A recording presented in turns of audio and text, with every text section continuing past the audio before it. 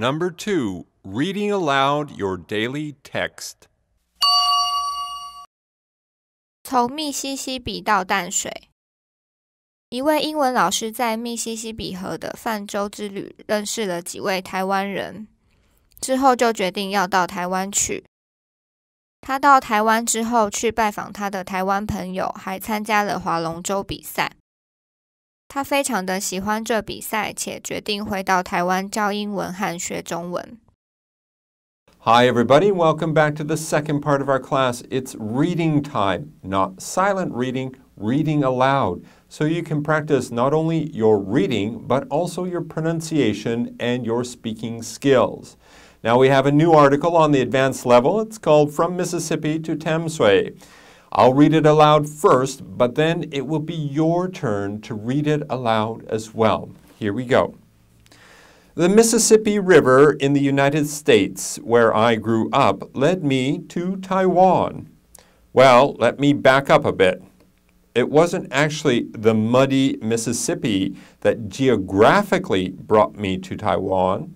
However, a few of the people I met on the river during one muggy summer week in July over 20 years ago convinced me to go to Taiwan. Let me explain how that happened. In 1986, I joined about 200 other people as we set out in two-person canoes, kayaks, and large Voyager canoes from the city of Dubuque, Iowa, on the upper Mississippi River. We paddled our way in sunshine and rain for a week through the locks and dams along the main channels and backwaters of the river to Burlington, Iowa, my hometown. We camped at small river towns in Iowa along the way for meals, shower tours, conversation, campfires, games, and sleep. Most of the people I met paddling the river on this trip were from the USA. A handful of Canadian canoeists also joined us. A few years before this trip, they had traveled by waterways from the Northwest Territories in Canada to Prince Edward Island in the east. They were a lively bunch of fellows, and around the campfire at night, they told descriptive stories of their canoeing and portaging adventures. Another group of first-time canoeists in our group were several dragon boat racers from the cities of Taipei and Taichung in Taiwan.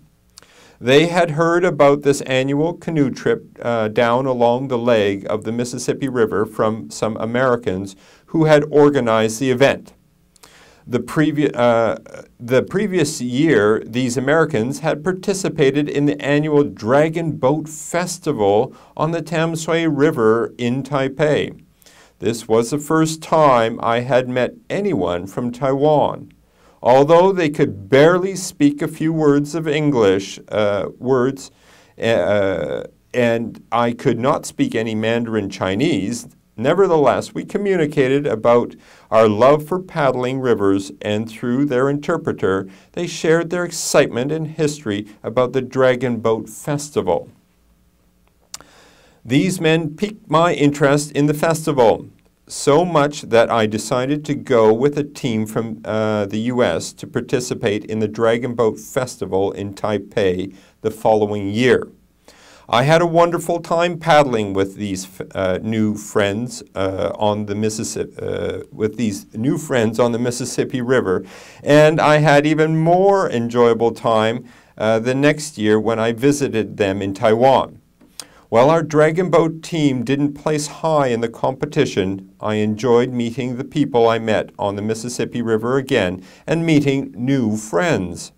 The festival celebration, food, and tours of cultural and scenic places in Taiwan made me want to stay. I even traveled to Taichung to spend a few days with the families of two of the dragon boat racers I met on the Mississippi. The water of a river rarely flows over the same stone twice.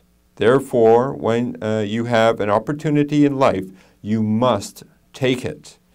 The Mississippi River offered me such an opportunity.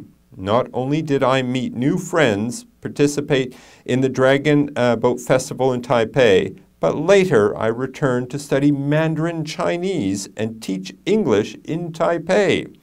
In fact, I would say I am still benefiting from the river experience today.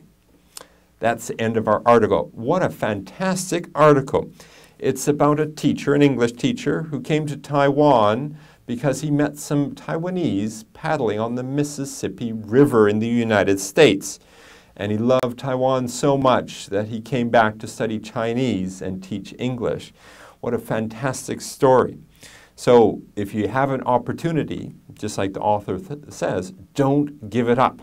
If there is a new and interesting opportunity, take it and grab it with both hands and enjoy it while you can, because those opportunities may not come again in the future. So that's it for our reading. Now it's your turn to read this article aloud and practice your English reading, speaking, and pronunciation. Now let's go on to the next part of our class.